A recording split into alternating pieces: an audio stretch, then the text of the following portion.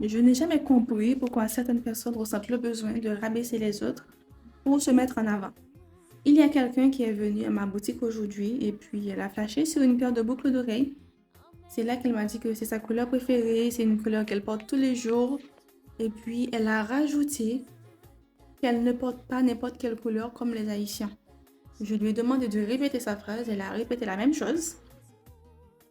Et puis je lui ai dit que ça se fait pas et qu'il faut respecter les autres, qu'il faut respecter la culture des autres. Et puis elle m'a demandé si je ne suis pas martiniquaise. Je lui ai dit non, je suis haïtienne. La dame était choquée, elle était gênée, elle a mis sa main devant sa bouche comme ça en mode. Et puis elle s'est excusée, elle m'a dit que c'était pas méchant et que c'était un exemple en fait, c'était pas méchant de sa part. Et puis pourquoi dire que c'est pas méchant alors qu'elle a quand même voulu rabaisser les Haïtiens pour se mettre en avant?